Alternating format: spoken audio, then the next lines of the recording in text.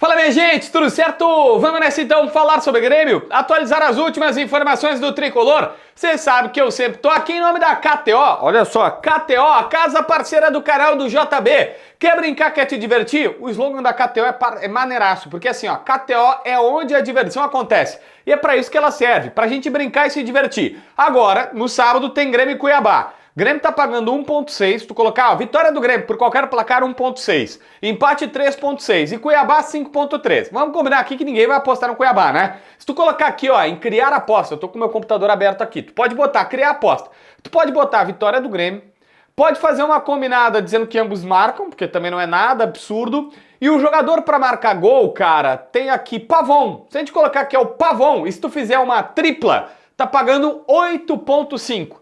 Vitória do Grêmio, com ambos marcam e o Pavon vai marcar um gol a qualquer momento, tá pagando 8.5. E essa é uma baita de uma dica para tu brincar e te divertir na KTO. Se for lá, faz o registro com o meu código JBFilho e ganha uma bonificação, presentinho, para tu arrancar bem por lá, beleza?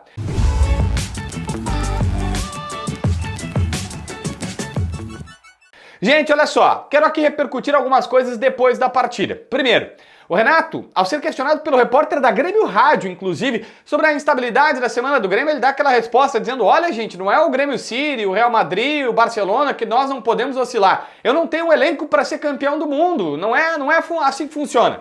Só que o Jeromel, na saída do campo, confirmou, ele disse, olha, nós vencemos depois de uma semana de instabilidade. Esse foi o termo usado pelo Jeromel. Só que o nosso time é experiente e sabe fazer isso. E nós, de novo, mostramos a nossa força dentro de casa. Ele comemorou que o Grêmio, de novo, mostra força na arena, porque o ano passado foi o melhor mandante do Brasileirão, e foi, e que dessa vez ainda não sofreu gols diante de um dos times que tinha até então o melhor ataque do campeonato. Ou seja, muita comemoração, e o Jeromel deixou claro que era uma semana de instabilidade para os jogadores, embora o Renato tenha rebatido um pouco essa situação na própria pergunta do pessoal da Grêmio Rádio. Então não era ninguém querendo fazer crise antes que alguém fale.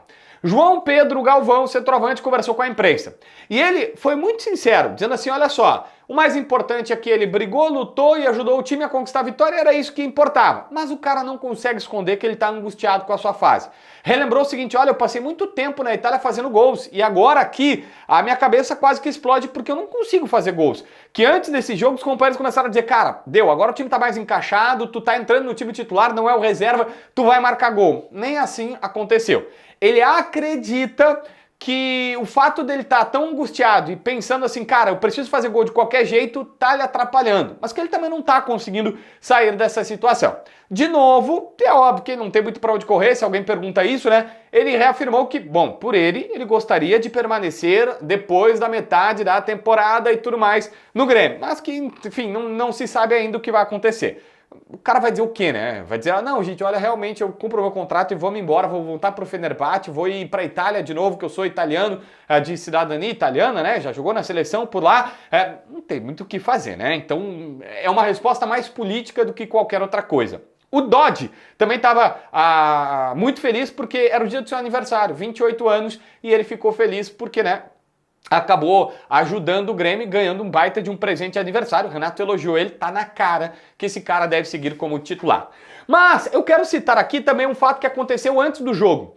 Luiz Felipe Scolari e Filipão deu uma entrevista pra galera da Rádio Bandeirantes. Ali falou com o Ribeiro Neto e com a Michele Silva. A Michele estava apresentando, repórter da Rádio Bandeirantes, e o Ribeiro Neto, conhecido, o Filipão trocou figurinhas com ele e tal, começaram a conversar. Lá pelas tantas, eles fizeram uma pergunta muito boa, o Filipão dizendo que estava surpreso com a saída do Galo, que ele disse, pô, fui terceiro no Campeonato Brasileiro do ano passado, esse ano aqui, estava fazendo trabalho, os caras me demitem. Tudo bem, futebol brasileiro. O Filipão é questionado sobre o Edenilson.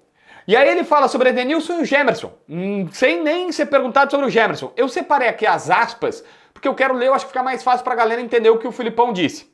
Na Rádio Bandeirantes, ontem antes do jogo. O que eu posso falar... O que eu vivi é que o Edenilson é um excelente jogador. Todo profissional que é treinador de uma equipe gostaria de ter o Edenilson como jogador, porque ele joga em 2 ou 3 posições muito bem e sempre te dá um resultado que tu precisa. Não é um nota 9 e nem um nota 5, é sempre um jogador nota 7, em qualquer posição que tu precisares do Edenilson. É claro, olha o Filipão dizendo, que eu não sirvo para dar conselhos a ninguém, imagina. Nem Renato e nem a direção do Grêmio. Mas o Edenilson, se eu fosse trabalhar no Grêmio, eu diria que ele faz falta no Grêmio. Gostaria de ter, em todos os times que eu dirigir, um Edenilson no meu time. Ou seja, Luiz Felipe Scolari, o senhorzinho que é monstro da história gremista, referenda a contratação do Edenilson, e o cara estava trabalhando até o mês passado com esse jogador. Só que aí, sem ninguém perguntar, o Filipão também fala sobre o Gemerson. E ele responde sobre a chance do Gemerson pintar aqui no Grêmio também. O que tá mais complicado agora. Mas ele fala, se o Grêmio tem interesse no Gemerson, é um grande zagueiro, excelente, uma velocidade enorme, joga todos os jogos e não pipoca em nenhum.